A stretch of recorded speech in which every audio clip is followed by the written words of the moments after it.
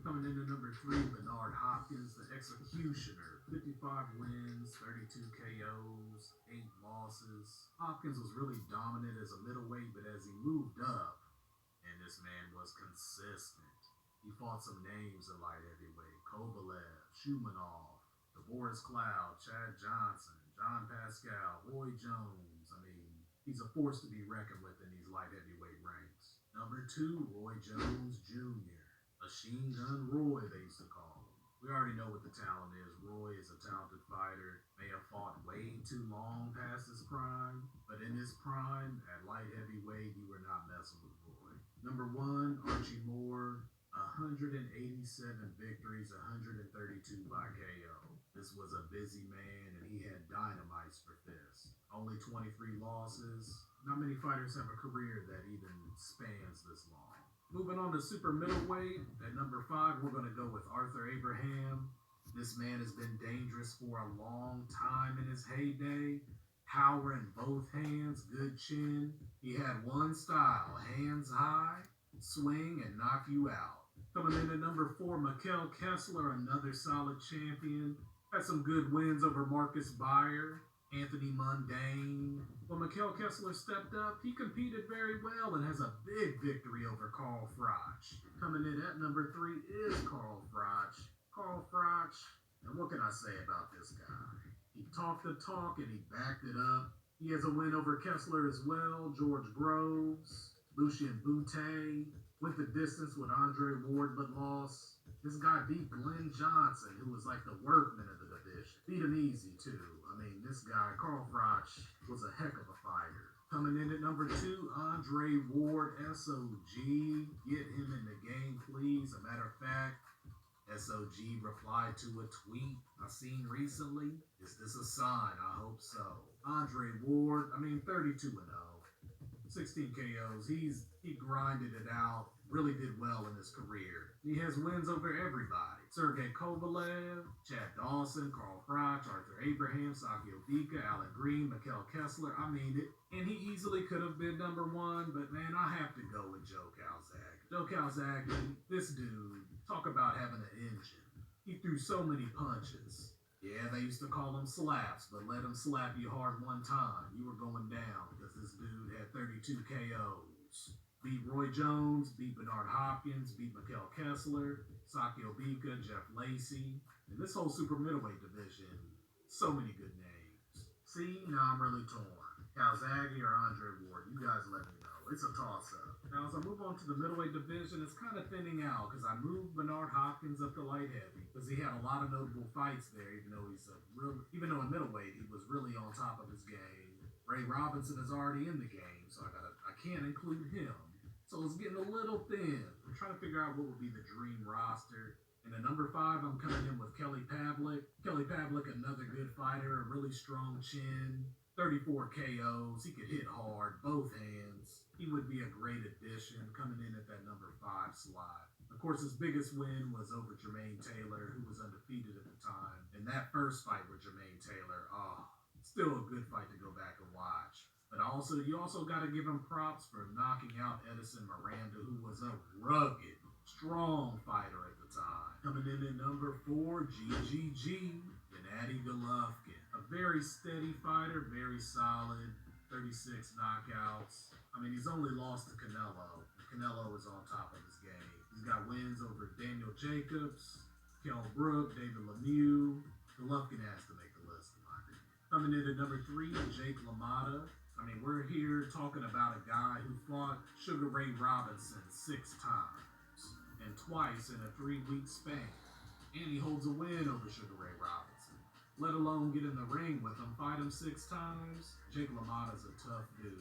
Number 2, we're going to go with Carlos Monzon. Monzon known for his speed, punching power, reckless work rate. And the interesting thing is, each one of his losses were early in his career, and he avenged them. So he definitely got his get back. And here we go. There's too many good fighters in the middleweight division, historically. And there's nobody more relevant than Canelo Alvarez. Canelo is in total beast mode right now. We're talking about he's won multiple world championships, 4 different weight classes: light middleweight, middleweight, super middleweight, And I can't believe this light heavyweight. He's ridiculous. It will be so dope if they can get Canelo. And number one in middleweight, marvelous Marvin Hagler. Hagler was a beast. 52 KOs out of his 62 wins. He beat Tommy Hearns, Roberto Duran, a disputed fight with Sugar Ray Leonard. We all know about that one. Marvin Hagler was the man in middleweight. Let's move on to super welterweight. And like I said, I wanted to try to mix in some relevant fighters here as well. And this one is deserving. Number 5, Jermell Charlo. I believe Jermell is holding at least 2 or 3 of the major title belts in this division right now. So he's on top. Good jab, good right hand, good foot movement. Felix Tito Trinidad, one of the biggest punching super welterweights in history. Won the IBF title at 20 years old. Holds a victory over Pernell Whitaker and Oscar De La Hoya. Coming in at number 3, I got Winky Wright. Strong jab. He had that high guard that was just so tough to penetrate. People would throw shots at Winky Wright's arms, and Winky Wright would come back with combinations. A win over Felix Trinidad.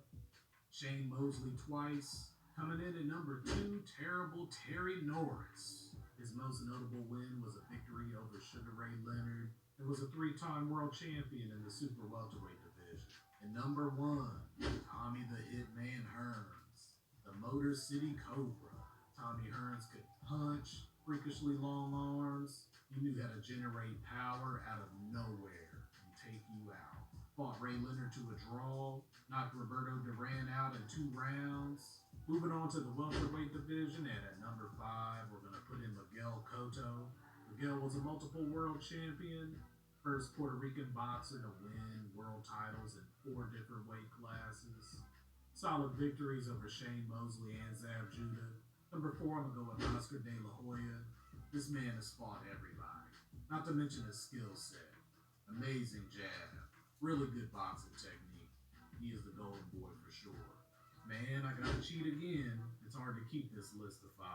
I gotta squeeze Shane Mosley in here. Multiple world championships, 3 different weight classes, IBF lightweight, WBA, WBC titles, 2 victories over Oscar De La Hoya. Number 3, going with Manny Pacquiao. I mean, you gotta have Pacquiao on the list. Still whooping fools today.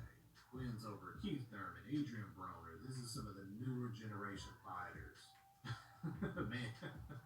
Manny is no joke. The welterweight division will be complete fire with Manny Pacquiao in here. Coming in at number 2, Floyd Mayweather Jr. Floyd could easily be number 1. I mean, there's no question. I mean, it's Floyd Mayweather. He was 50-0. Wins over Manny Pacquiao, Canelo Alvarez, Miguel Cotto, Shane Mosley, Ricky Hatton, Oscar De La Hoya. There's no denying the man.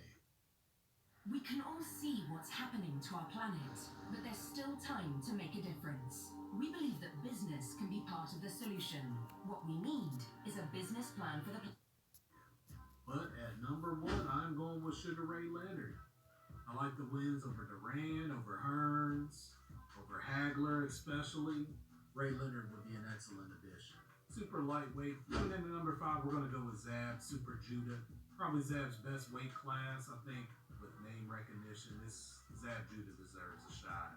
I would love to see him back in the mix in this 140-pound division. I got to throw in another wild card.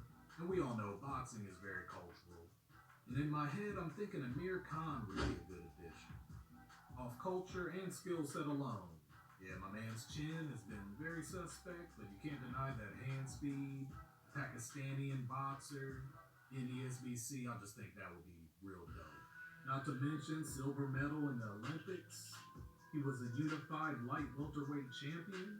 Amir had the WBA and the IBF titles. At number 4, we're going to go with Timothy Bradley, Desert Storm.